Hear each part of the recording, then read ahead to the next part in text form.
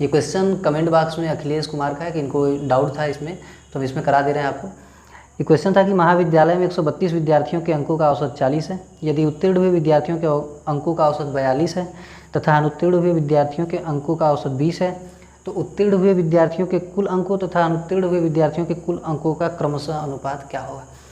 तो भाई हम पहले तो मान लें कि जो उत्तीर्ण हुए विद्यार्थी हैं वो x हैं, तो अनुत्तीर्ण हुए कितने हो जाएंगे भाई 132 माइनस x। ठीक है, अब ये कह रहा है कि जो उत्तीर्ण हुए विद्यार्थी हैं उनका औसत 42 है, तो इनका कुल अंक कितना हो जाएगा 42x हो जाएगा। और कह रहा है कि जो अनुत्तीर्ण हुए हैं उनका कितना है भाई औसत 20 है, तो ये कितना हो जाएगा 132x गुणे के 20। ठीक है, अब सवाल में कह रहा है कि जो महाविद्यालय के कुल 132 छात्र हैं उनका कुल औसत कितना है भाई 40 है। माने हम इन दोनों को जोड़ दें और 132 गुणे 40 कर दें तो ये आपस में बराबर हो जाएंगे। अब हम इसको कैसे लिख सकते हैं 42x धन 132 गुणे 20 ऋण 20x बराबर लिख सकते हैं 132 गुणे के 40। ठीक है, अब अगर हम इसमें से इसको घटा देंगे तो हम लोग क्या लिख सकते हैं भाई 22x। इसको अगर हम इधर ले जाएं तो 132 कामन ले लेंगे, 40 ऋण 20, या इसको हम खाली 20 लिख सकते हैं। ठीक है, तो x का मान कितना आ जाएगा भाई 22 से अगर हम काटें इसको तो 6 बार में कटेगा 120। अब फेल हुए वाले कितने आ गए 132 माइनस x बराबर कितने आ गए भाई 12। ठीक है, अब इनके द्वारा प्राप्त हुए कुल अंकों का मान कितना है 120 गुणे इनका जो औसत है वो 42 है। और फेल वालों का कितना भाई 20 गुणे के इनका औसत, सॉरी इनकी संख्या 12 है, इनका औसत 20 है, तो 12 से हम काट दें इसको, 10 बार में 10 से हम इसको काटें, 2 बार में 2 से हम इसको काटें, 21 बार में नीचे 1 है, तो 21 संबंध 1 हमारा अनुपात हो जाएगा। यही बात वहाँ शार्ट में बताई गई थी, हो सकता है आपको नहीं समझ में आया होगा, तो यहाँ समझ लीजिएगा। मुझे लगता है अब इससे ज़्यादा नहीं समझाया जा सकता। ठीक है, इसी तरीके से हमको कमेंट करके बताते रहिए कि आपको कहाँ पे डाउट हो रहा है, हम लोग उसको क्लियर करते रहेंगे। ठीक है फ्रेंड्स, आज की क्लास में हम लोग SSC CHSL के 15 जनवरी 2017 का पेपर लेकर के आए हैं। इस पेपर में जितने भी मैथ्स के क्वेश्चन हैं उसको एक एक करके सॉल्व करेंगे हम लोग, जैसा कि पहले भी करते आ रहे हैं। ठीक है, तो पहले सवाल की तरफ बढ़ते हैं। इस सवाल में दिया हुआ है कि दो संख्याएं एक तीसरी संख्या की तुलना में 50% और 90% कम है। दूसरी संख्या को पहली संख्या के बराबर करने के लिए कितने प्रतिशत बढ़ाना होगा। तो तीसरी संख्या को मान लेते हैं कि वो 100 है ना। अब कह रहा है कि जो पहली संख्या है इससे 50% कम, ये तीसरी संख्या है, और इससे जो पहली संख्या 50% कम है तो ये कितना हो गया भाई 50 हो जाएगा। और दूसरी संख्या इससे 90% कम है तो 10 हो जाएगा। अब कह रहा है कि दूसरी संख्या को पहली संख्या के बराबर करने के लिए कितने प्रतिशत बढ़ाना होगा। माने 10 पे हमको 40 बढ़ाना होगा, तो 4 गुना माने 400% हमको बढ़ाना होगा। ठीक है, तो यही हमारा आंसर हो जाएगा। क्वेश्चन में हमसे पूछ रहा है कि 2714 बटे के 5074 है। इसको काट करके सूक्ष्मतम रूप में लिखना है। तो एक बार ऑप्शन ऐसे में ज़रूर देख लेना चाहिए, क्योंकि अगर अभाज्य संख्याएं होंगी तो हमें सेलेक्ट करने में आसानी हो जाती है। तो 23 2 बार है, 43 2 बार है, तो हम एक बार चेक कर लेंगे 23 पर और 43 पर भी। तो पहले तो 2 से काट लेते हैं हम लोग।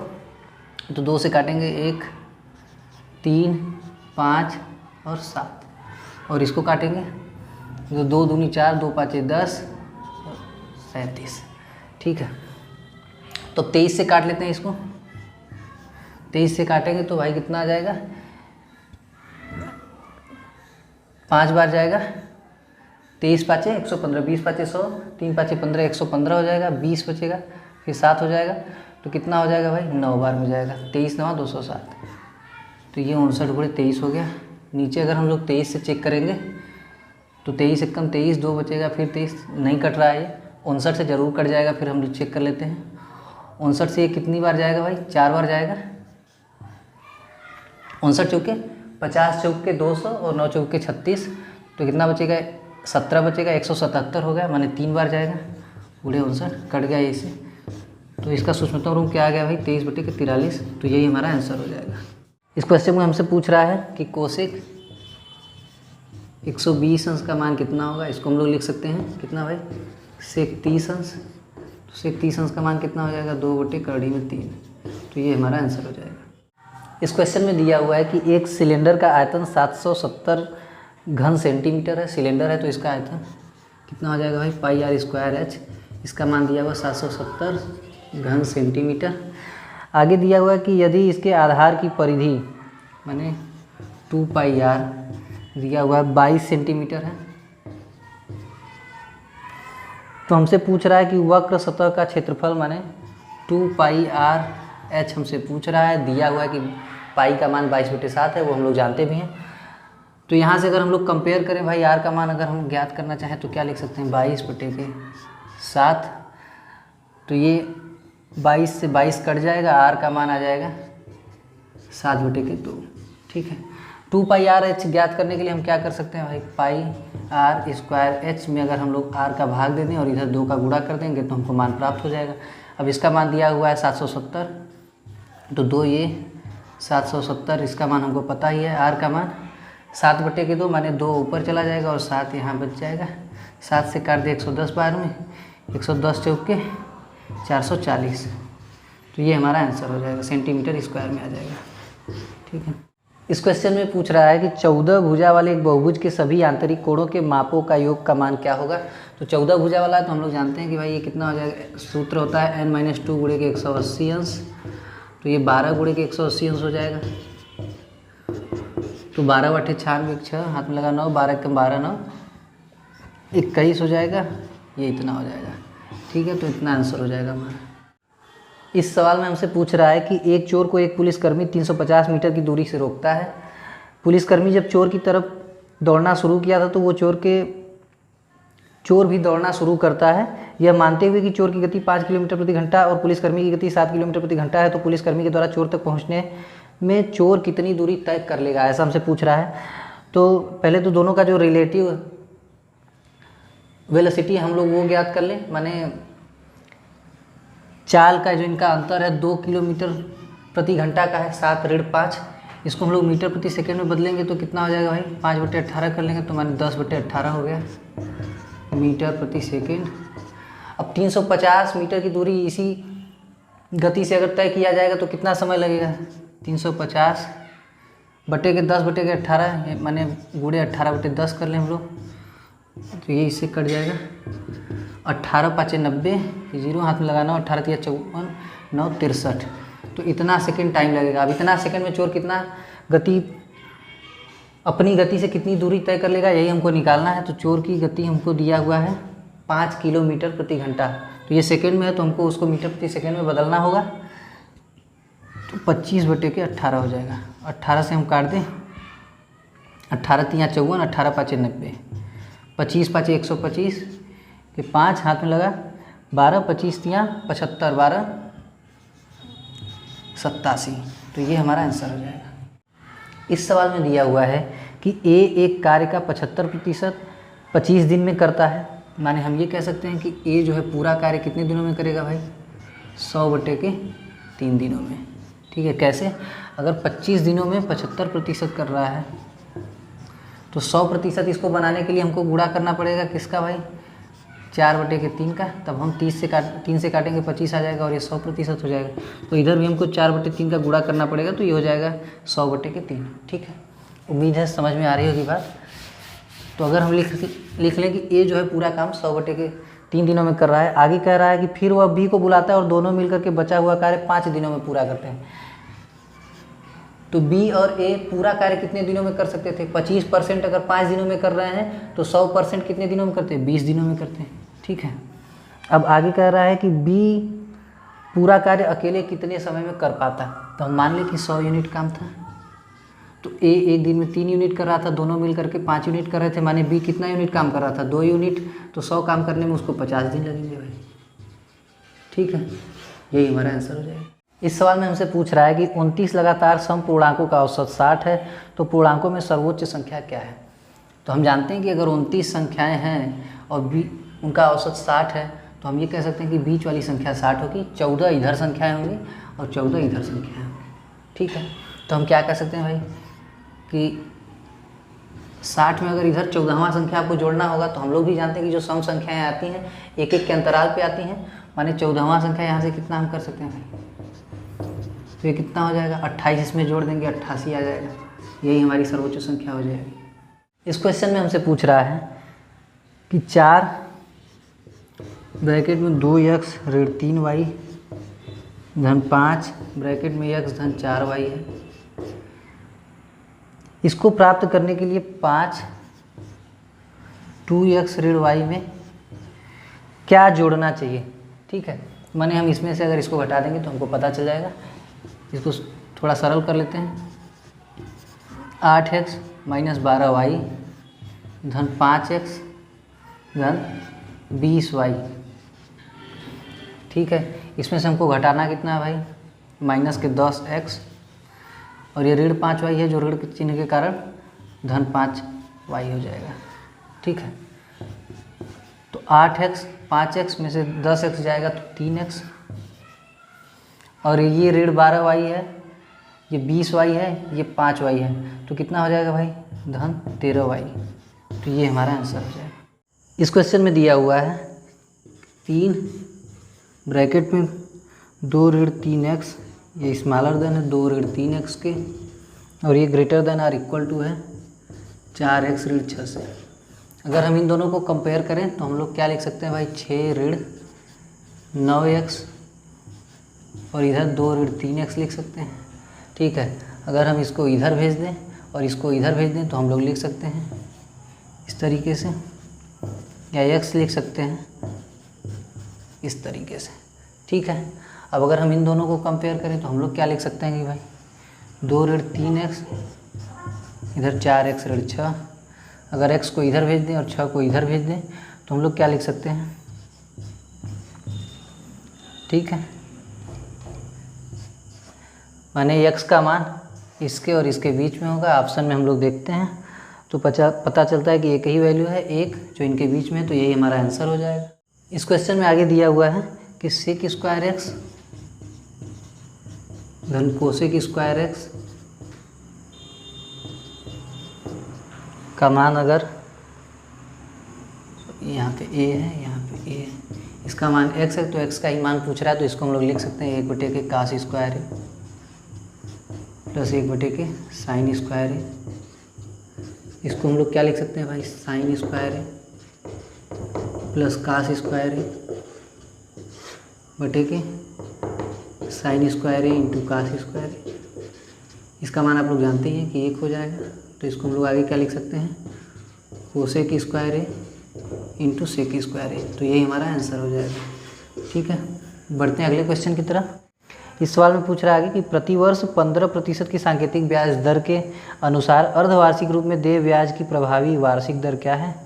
तो ये 15 से थोड़ा ही ज़्यादा होगा, ऑप्शन में एक ही है 15.5 है, तो वो हमारा आंसर हो जाएगा। फिर भी जो बच्चा सॉल्व करना चाहता है तो ये जान ले कि हम लोग क्या करेंगे भाई, 15/2 धन 15/2 धन 15/2 गुणे 15/2 बटे के 100, ये सूत्र लगा देंगे। तो ये आप जानते हैं 7.5 15 आ जाएगा, और ये थोड़ा सा ज़्यादा है उससे, तो इसीलिए हम लोगों ने 15.56 ले लिया था। आप गुणा करके चेक कर सकते हैं। ठीक है, आगे बढ़े हम लोग।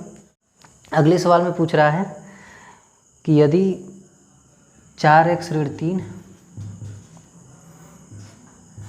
ऋण 2x धन 1 बराबर ऋण 4 है, तो x का मान हमसे पूछ रहा है, तो हम लोग क्या लिख सकते हैं भाई, 4x में से 2x अगर जाएगा तो 2x ऋण 3 में ऋण 1 या अंदर जाएगा ऋण 1 हो जाएगा, ऋण 4 बराबर ऋण 4, ये इससे कैंसिल आउट हो जाएगा, अगर x का वैल्यू 0 आ जाएगा, तो ये हमारा आंसर हो जाएगा। इस सवाल में आगे दिया हुआ है कि एक वस्तु पर 25% की छूट की पेशकश की गई है, एक प्रोमो कोड लागू करके ग्राहक 10% की नकद वापस जीतता है, तो उसको मिली प्रभावी छूट क्या है। तो हम मान लें कि 100 इसका मान था। ठीक है, अब इस पर 25% की उसकी छूट मिली है, तो 25% कम करने के बाद क्या हो जाएगा भाई, 75 हो जाएगा। 75 में अगर हम 10% फिर से वो प्रोमो कोड अगर अप्लाई करने के बाद वापस जीत जाता है तो इसका 7.5 और कम हो जाएगा। समझ में आ रही बात, तो 7.5 कम हो जाएगा, तो ये कितना बचेगा भाई, 67.5। तो टोटल कितना इसको छूट मिल गया, 32.5% का। ठीक है, तो ये हमारा आंसर हो जाएगा। आगे सवाल में हमसे पूछ रहा है कि निम्नलिखित समीकरणों में से किसका मूल वास्तविक और भिन्न होगा तो हम लोगों को चेक करना होगा ये, ठीक है। एक एक जाके ऑप्शन से इतना जान लीजिए कि बी स्क्वायर माइनस 4ac का मान ग्रेटर देन 0 होना चाहिए, तभी इसको सेटिस्फाई करेगा। तो लिख लेते हैं हम लोग 3x² पहले के लिए चेक कर रहे हैं, ऋण 6x धन 2 है समीकरण में दिया हुआ। तो b² माने 36 ऋण 4ac माने 3 दूना के 6 चौके 24, ये क्या है भाई 12 प्राप्त हो रहा है जो कि 0 से बड़ा है, तो यही हमारा आंसर हो जाएगा, ठीक है। इस क्वेश्चन में दिया हुआ है कि एक त्रिभुज में उस कोण के विपरीत पक्ष की लंबाई 9 सेंटीमीटर है जिसका माप 30 अंश है, उस कोण के विपरीत पक्ष की लंबाई क्या होगी जिसकी माप 60 अंश है। अगर दो कोण दिया हुआ है 30 अंश और 60 अंश, तो तीसरा कोण त्रिभुज का 90 अंश हो जाएगा। इसको 90 कर लेते हैं। इसको अगर हम लोग 30 अंश लिख लें और इसको 60 अंश, तो हमको ये दिया हुआ है कि इसकी लंबाई 9 यूनिट है, इसकी हमसे पूछ रहा है। तो अगर हम इसको ABC कर लें तो AB बटे के 9 बराबर कितना हो जाएगा भाई 10 60 अंश, इसका मान करोड़ी में 3 होता है। AB का मान कितना हो जाएगा 9 करोड़ी में 3, यही हमारा आंसर हो जाएगा, ठीक। इस क्वेश्चन में दिया हुआ है कि एक थोक व्यापारी एक खुदरा व्यापारी को एक घड़ी 37% के लाभ के साथ बेचता है और खुदरा व्यापारी उसे ग्राहक को 25% हानि के साथ बेच देता है। यदि ग्राहक 2620.125 का भुगतान करता है तो थोक व्यापारी की लागत क्या थी। तो हम लोग ये मान लेते हैं कि 100 यूनिट पे 37% लाभ पे बेचा गया है भाई। पहले तो ये कितना हो गया 137। अब इस पर अगर 25% की हानि पे बेचा गया है, माने इसका 1/4 हमको घटाना होगा। 137 का 1/4 कितना हो जाएगा भाई, अगर हम देखें तो 30 चौके 120, 4 चौके 16, मतलब 34.25 आ जाएगा, ठीक है। तो 137 में से अगर हम 34.25 हम घटा दें तो कितना आ जाएगा 102.75। इसका मान हमको दिया हुआ है 2620.125 और हमसे पूछ रहा है 100 यूनिट का मान। तो विकल्प देख के क्लियरली अंदाज़ा लगाया जा सकता है कि इससे समीप और इससे छोटा होना चाहिए। तो ऑप्शन में हमको दिख रहा है 2550, ये हमारा आंसर हो जाएगा, ठीक है। इस क्वेश्चन में आगे दिया हुआ है हमसे कि रसिका और समी की वर्तमान आयु का अनुपात 7:5 है। 17 वर्षों के बाद उनकी आयु का अनुपात 12:11 होगा। रसिका की वर्तमान आयु कितनी है। तो यहाँ पे रसिका लिख ले रहे हैं हम और यहाँ पे समी लिख ले रहे हैं। तो ये दिया है कि वर्तमान आयु का अनुपात कितना है भाई 7:5 और 17 वर्षों बाद, माने अगर हम यहाँ 17 ईयर कर लें और यहाँ भी 17 ईयर कर लें तो ये अनुपात कितना हो रहा है भाई 12:11 हो रहा है। हम देख रहे हैं कि यहाँ 1 का अंतर है, यहाँ 2 का अंतर है, तो इसमें 2 का गुणा करना पड़ेगा हमको। तो इसको हम क्या लिख सकते हैं भाई 24/22, ठीक है। अब यूनिट डिफरेंस देखें तो हम इधर भी 17 का है, इधर भी 17 का है, माने हम ये कह सकते हैं कि 1 यूनिट का मान 1 है, तो 7 यूनिट का मान 7 हो जाएगा और 5 यूनिट का मान 5 हो जाएगा। देख लेते हैं क्या पूछ रहा है। रसिका की वर्तमान आयु पूछ रहा है तो 7 वर्ष हो जाएगी, ठीक है। बढ़ते हैं अगले सवाल की तरफ। इसमें पूछ रहा है कि tan a + b का मान हमसे पूछ रहा है। तो ये क्या हो जाएगा भाई, इसको हम लोग जानते हैं, फार्मूला ही है tan a + tan b 1 - tan a × tan b, ठीक है। अगले क्वेश्चन की तरफ बढ़ते हैं। इसमें दिया हुआ है कि बिंदु 7 7 और k ऋण 5 के बीच की दूरी 13 है, तो k को ज्ञात करो। तो इसको हम लोग कैसे कर सकते हैं भाई। अच्छा देख लीजिएगा, ये अलग सवाल है, ये अलग सवाल है, ये अलग सवाल है, ठीक है। इसमें दिया हुआ है 7 7 और k ऋण 5, तो इसको हम लोग कर लें 7 ऋण k का स्क्वायर धन 7 ऋण 5 माने 12 का स्क्वायर, ये बराबर कितना हो जाएगा भाई 13 का स्क्वायर, 13 हो जाएगा। तो जब हम अंडर रूट हटाएंगे तो ये कितना हो जाएगा, इधर स्क्वायर हो जाएगा। या फिर हम लोग ये कह सकते हैं कि 7 ऋण k का स्क्वायर बराबर हो जाएगा इधर 5 का स्क्वायर, ठीक है। अब हम लोग 7 ऋण k बराबर अगर वर्गमूल ले लें तो हम लोग ±5 ले सकते हैं। अब इसको चेक करना पड़ेगा, पॉजिटिव वैल्यू अगर हम ले रहे हैं तो 2 आ जाएगा और निगेटिव वैल्यू अगर हम ले रहे हैं तो कितना आ जाएगा भाई, ये भी जाएगा 12 आ जाएगा। तो ऑप्शन में देख लेते हैं क्या क्या है, 2 है तो 2 हमारा आंसर हो जाएगा। आज के लिए इतना ही, मिलते हैं हम लोग अगले वीडियो में, तब तक बने रहिए हमारे साथ। Bye bye, take care of yourself, thanks a lot.